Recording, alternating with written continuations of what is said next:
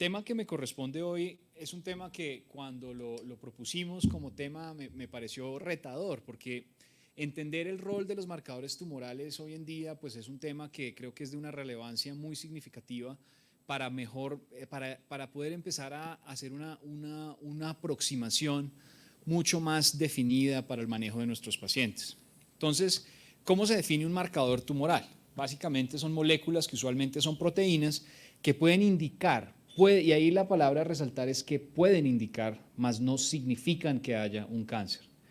Pueden dar información sobre el comportamiento futuro del comportamiento futuro del tumor, pueden usarse para tamizajes tempranos y pueden adecuadamente utilizadas evaluar pronóstico, seguimiento y la respuesta que pueda haber o no a la terapia sistémica. La detección de la enfermedad en una fase preclínica es como el santo grial que quisiéramos todos poder lograr. Los marcadores tumorales actuales no tienen esa capacidad y es por eso que de rutina no ordenamos marcadores tumorales en los diferentes pacientes como una estrategia de tamizaje única. Pero ¿por qué sería el santo grial? Porque si uno pudiera tomar muestras de orina y sangre y ahí detectar el cáncer en una fase temprana, pues esto sería bastante provechoso para aumentar la cantidad de pacientes que se detectan de manera temprana, pero sobre todo hacerlo de una manera muy cómoda. Estos marcadores tumorales pues se está estudiando para utilizar en orina y sangre, son automatizados, son resultados cuantitativos que nos permiten medir la cantidad de enfermedad que hay o no, y podría llegar a ser más costo efectivo que otros métodos de selección. Y vamos a hablar un poquito más adelante acerca de, por ejemplo, carcinoma colorectal.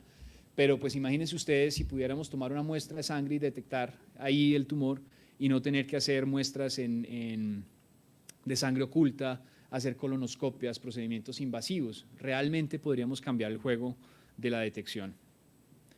Pero hay varias limitaciones. Tienen actualmente una muy baja sensibilidad para las lesiones tempranas o precancerígenas. Entonces uno puede tener una elevación del CA19-9 y es una consulta que de vez en cuando encontramos, y es que por alguna razón se le pide a un paciente un CA19-9 que está discretamente elevado. ¿Y qué hacer con esa información? Empieza uno a hacer un poco de exámenes, resonancia, buscando de pronto un cáncer de páncreas y está negativo. Y el paciente está supremamente ansioso porque doctor Google dice que el CA19-9 elevado se asocia con carcinoma de páncreas. Entonces, ese es el problema de los marcadores tumorales actuales. Tienen baja sensibilidad y también tienen baja especificidad para malignidad. Y es que el problema es que a pesar de que el cáncer es una de las enfermedades crónicas más prevalentes hoy en día, que en algunos países y en Colombia se acerca a superar las enfermedades cardiovasculares como primera causa de muerte, esa baja prevalencia en la comunidad en general hace que tengan bajos valores predictivos positivos en las poblaciones que son asintomáticas. Entonces uno no puede coger a toda la población de Colombia de hacerle marcadores porque la posibilidad de detectar un verdadero positivo es muy baja, porque la incidencia de un carcinoma de páncreas en la población general pues va a ser baja. Es por eso que tenemos que tener eso en cuenta y vamos a hablar un poquito de la variabilidad biológica, que es la capacidad de que la muestra realmente esté midiendo lo que hay que medir. Vamos a hablar brevemente de los marcadores que actualmente tienen utilidad clínica en tamizaje, pero sobre todo para ver las controversias que hay alrededor de los mismos. El PSA es quizás uno de los más conocidos. ¿Y de dónde viene la evidencia? Hay estudios grandes de más de 70,000 pacientes que fueron evaluados con tamizaje de PSA versus manejo usual, con 7 a 10 años de seguimiento, y se encontró que la mortalidad en los grupos era igual. Es decir, hacer pruebas de sensibilidad de detección con PSA no estaba afectando significativamente la mortalidad del grupo que era tamizado. Sin embargo, en un estudio europeo, también con un número importante de pacientes, 162,000, había una mortalidad del 20% menos en el grupo tamizado. Pero el precio que se paga para esto es que había una alta sobredetección. Entonces se hace un PSA, está elevado, eso nos lleva a una resonancia, a unas biopsias de próstata. La biopsia de próstata se complica porque son transrectales, hacen una fiebre, se hospitaliza el paciente, o lesiones que en cáncer de próstata, por ejemplo, y no soy urólogo, doy esa disclosure, pero muchas de estas lesiones puede que no vayan a tener un impacto clínico a futuro. Puede que ese paciente no se fuera a morir de eso, sino iba a tener causas naturales, y ese tumor de próstata que se trató, que se operó, que lo dejó con incontinencia o impotencia, quizás no requería manejo. Entonces hay mucha variabilidad en el uso del tamizaje y requiere una discusión en general muy cercana entre los urólogos y sus pacientes para el uso del PSA en los hombres de 50 a 70 años. Otro de esos que se ha utilizado con mayor frecuencia, sobre todo en el contexto de patología hepática, es la alfa-fetoproteína, pacientes que pueden tener altos riesgos de progresión asociados a elevación de la alfa-fetoproteína y en quienes se puede considerar pacientes con alto riesgo de carcinomas hepatocelulares, como las cirrosis secundarias por hepatitis B, C, hemocromatosis, cirrosis biliar. En este grupo de pacientes asociado con ecografía, quizás tiene sentido hacer el uso de estos marcadores para una detección temprana. El CA125 es uno de esos marcadores más ampliamente utilizados, sobre todo por su asociación con enfermedad ginecológica, específicamente tumores de ovario. ¿Y qué ocurre? En un estudio lo mismo, 78,000 pacientes aleatorizadas a medición de CA125 más ultrasonido transvaginal versus el manejo usual, pues a 13 años no había diferencia en el grupos en mortalidad. Por lo tanto, no se ha logrado recomendar de rutina como una estrategia de tamizaje temprano para carcinoma de ovario.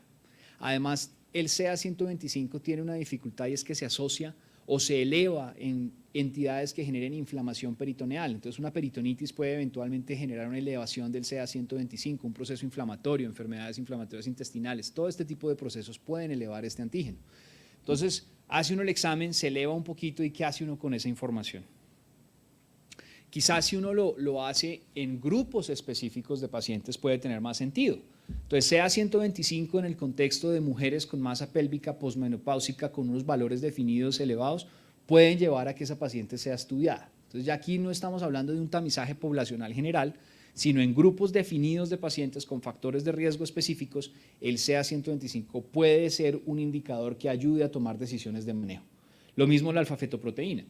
Pacientes con los factores de riesgo que hablábamos anteriormente, para carcinoma hepatocelular, se les hace la alfa-fetoproteína, se encuentra elevada en asocio con una masa en ecografía, por ejemplo, de más de 2 centímetros. En ese grupo de pacientes tiene sentido tomar este tipo de exámenes. Entonces, los marcadores, ¿para qué nos sirven en general hoy en día? Nos sirven para evaluar pronóstico, nos dan información acerca del probable resultado después del diagnóstico de una enfermedad. Entonces, ayudan a evitar el tratamiento insuficiente de enfermedades agresivas y el excesivo en enfermedades indolentes. ¿Cuáles son los ejemplos clásicos que podemos traer? Y aquí empezamos a hablar no solamente de los marcadores en suero, sino los marcadores genéticos del tumor. Entonces, en cáncer de mama uno hace una tipificación genética del tumor y se puede con Oncotype y otro tipo de estudios saber cuáles son las características genéticas que está expresando este tumor y con eso calcular normogramas de riesgo y con esa ayuda definir si la paciente debe ser llevada a terapia sistémica o a terapia quirúrgica de entrada, por ejemplo. En los tumores de células germinales, el valor en el cual está elevado o no el marcador puede también ayudar a tomar la decisión de manejo sistémico. En cáncer colorectal, el antígeno carcinoembrionario elevado pues es un marcador de mal pronóstico. Entonces nos ayudan a definir qué tenemos que hacer con el paciente. Acuérdense que cuando nosotros estamos empezando una valoración de un paciente oncológico, lo que nosotros hacemos con todos los estudios que hacemos, marcadores tumorales en sangre, marcadores genéticos del tumor, imágenes diagnósticas de estadificación clínica, lo que al final estamos haciendo es definiendo riesgo. Lo que nosotros queremos saber cuando un paciente llega a la consulta y lo que el paciente necesita saber es si tiene una enfermedad, ¿qué pronóstico tiene esa enfermedad? ¿Cuál es el riesgo que le está dando esa enfermedad? Y estas son ayudas diagnósticas para poder determinar ese tipo de conductas. Entonces, ya con un diagnóstico de cáncer de ovario ya establecido, los valores de CA125 son pronósticos. Ahí sí nos ayudan a saber qué tanto riesgo tiene de mortalidad la paciente y qué tanta terapia va a requerir asociado a eso. Es uno de esos elementos que ayuda a tomar esa decisión, son de pronóstico. Entonces nos ayudan a identificar, como lo mencionaba, terapias adicionales, pacientes que quizás no lo requieran, y esto asociado con la gran variedad de marcadores moleculares que se empiezan a ver hoy en día. Luego, el problema es que no se ha validado de manera suficientemente amplia en la población. Si nosotros miramos específicamente los marcadores en el contexto de tumores gastrointestinales, hay que ver que en este estudio se evaluaron la utilidad de los marcadores en cáncer gastrointestinal como colorectal y esófago gástrico, y lo que se quería era comparar sensibilidad, especificidad y un tema importante, la rentabilidad de estos marcadores como antígeno carcinoembrionario CA19, CA19-9 y CA125, utilizando unas herramientas estadísticas para evaluar la calidad de los estudios y el riesgo de sesgo. Entonces se revisó la literatura y se encuestó a un grupo importante de cirujanos para ver cómo se estaba utilizando los marcadores en el manejo clínico de los pacientes. Y básicamente esto fue lo que ocurrió. Se incluyeron 151 artículos de revisión, más de 39.000 pacientes. Los estudios que hablan acerca de marcadores tumorales, pues muchos de ellos presentaban un alto riesgo de sesgo de selección de los pacientes había mucha dificultad en entender cuáles eran los estándares o cuáles eran los patrones de referencia de dichos valores de marcadores. No es claro contra qué es elevado, contra quién estamos comparando lo que es elevado, contra la población del estudio, contra la población que es nórdica, caucásica de Europa, estamos hablándolo con poblaciones asiáticas o hispanas. Ese es el problema de estos estudios. El que mayor rendimiento tuvo fue el antígeno carcinoembrionario, desde el punto de vista de sensibilidad y especificidad. Entonces, el antígeno carcinoembrionario tuvo una alta sensibilidad del 0,86, especificidad del 0,92 y una área bajo la curva del 0,99 comparado a los otros marcadores que se utilizaron. Los cirujanos encuestados hablaban de que el antígeno carcinoembrionario era quizás el más importante para su práctica, sobre todo en los tumores de origen colorectal, pero es necesario tener marcadores más precisos. Y aquí uno ve cómo se distribuye el uso de los marcadores y vemos que la mayoría de los cirujanos, si lo vemos en la gráfica titulada C, la mayoría de los cirujanos están utilizando el antígeno para monitorizar esa recurrencia. Entonces, de nada sirve un antígeno que preoperatoriamente está negativo. Si usted tiene un antígeno carcinoembrionario negativo y tiene una alta carga de enfermedad pre-tratamiento, pues ese no es un buen marcador. El buen marcador es aquel que está elevado antes de iniciar quimioterapia o cirugía.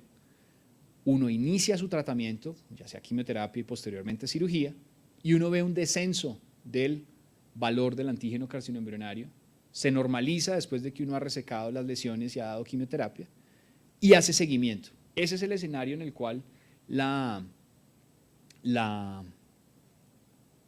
utilidad del antígeno, de los marcadores tumorales se manifiesta de una manera pues mucho más clara. Y vemos que en los cánceres de origen gastroesofágico pues también se utiliza sobre todo para monitorizar la recurrencia. Si ustedes se dan cuenta, en las dos gráficas de abajo, la C y la D, son la minoría de los cirujanos que están utilizando este tipo de marcadores para diagnóstico. Y aquí lo que vemos es que el antígeno carcinoembrionario, si uno mira su beneficio comparado con su costo de procesamiento, pues es quizás el que mejores desempeño tiene tanto para carcinoma colorectal como esófago gástrico.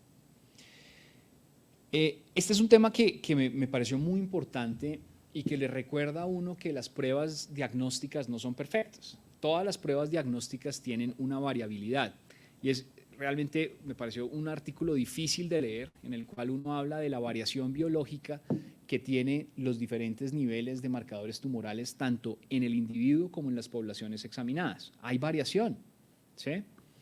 Y esos datos de variación biológica tenemos que tenerlos en cuenta para nuestras decisiones clínicas. Y esos estudios que hablan acerca de esas variaciones pues tienen diferentes metodologías, diseños, etcétera, que hacen que la interpretación de estos datos debamos tenerla pues presentes cuando estamos hablando de nuestro paciente. Entonces, aquí en este estudio se identificaron estudios que reportaran la variabilidad biológica tanto del individuo como de poblaciones y a través de una metodología que se llama VIVAC realizaron pues un metaanálisis para evaluar efectivamente esta variación. Entonces, lo que se encuentra es que hay pocos estudios de alta calidad, que se necesitan más estudios de alta calidad, que hay muy pocos datos confiables acerca de la variación biológica y lo que uno le aterra es esto. Entonces, esta gráfica me parece muy interesante y es, miren cómo, de acuerdo al estudio de los sujetos, miren cómo, dependiendo de la patología que se esté evaluando, hay una variabilidad inmensa en los valores de cada uno de los niveles que se están midiendo para cada paciente. Entonces, si se está midiendo el nivel de PSA para prostatitis benigna, para carcinomas de próstata, para hiperplasia prostática benigna o si el paciente es sano, miren la variabilidad que hay dependiendo de qué tantos periodos de tiempo sean examinados. Entonces, en los sujetos sanos hay una gran variabilidad si miramos un periodo de un año. Es decir, no sabemos si lo que estamos midiendo se está manteniendo estable en el tiempo o está cambiando. Eso es lo que nos dicen los estudios. Hay una gran variabilidad cuando repetimos de manera sistemática los valores en un paciente.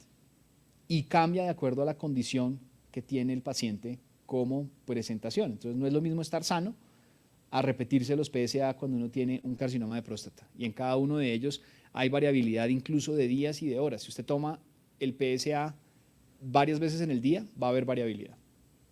Entonces, es importante tener esto en cuenta cuando interpretamos este tipo de data.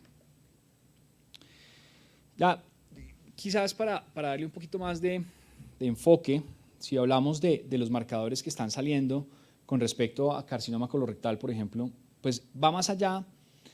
Bueno, importante aclarar que la sangre oculta es uno de los biomarcadores, es un biomarcador también, es un marcador tumoral. Bueno, pero más allá de eso, hay un gran interés, como lo mencioné en la primera diapositiva, de desarrollar pruebas que sean menos invasivas. Entonces, cada vez más vamos a estar viendo que vamos más allá de la sangre oculta, que es la presencia de sangre humana en heces, a ver si podemos detectar tumor como tal en las heces o proteínas tumorales, ya sean sangre o en orina.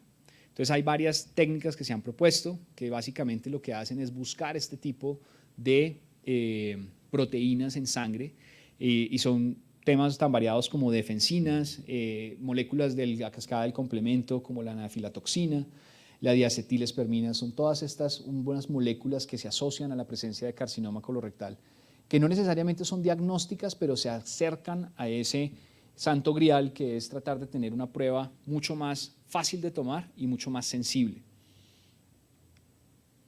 Esos biomarcadores, pues lo que se busca y lo que se quiere es que traten de reemplazar las pruebas fecales que tienen su dificultad en la toma y el procesamiento. Y es que el tema es que este tipo de valores se relaciona con la presencia o no, o mejor, el pronóstico de los pacientes, que era lo otro que les quería mostrar de este estudio. ¿Se acuerdan que hace un par de diapositivas hablábamos de cómo los biomarcadores realmente ayudan en el pronóstico de los pacientes, de definir para dónde va este paciente? Pues esta es la gráfica. Esta es una curva de Kaplan-Meier que básicamente lo que muestra es cada vez que hay un deceso en la población en estudio, hay un descenso en la sobrevida global. Y lo que vemos es que los pacientes que tienen elevadas el antígeno carcinoembrionario pues tienen una peor sobrevida que los pacientes que lo tienen normal, y lo vemos que se mantiene esta diferencia tanto en los estadios 3 como estadios 4. Entonces, lo que esta gráfica nos dice es que la elevación de estos antígenos pues realmente tiene un impacto en lo que estamos midiendo, que es la sobrevida de los pacientes, y es importante conocer esta información. Y aquí vemos cómo a medida que va aumentando el estadio del paciente, cada vez que la enfermedad es más grande, pues vemos cómo la proporción de pacientes va aumentando en cuyos niveles séricos está elevado el antígeno carcinoembrionario. Pero si se dan cuenta, no llega al 100%. Entonces hay grupos de pacientes donde usted les toma el antígeno carcinoembrionario y va a estar negativo. Y eso hay que saberlo, que es una herramienta más para dibujar uno el panorama completo de estos pacientes.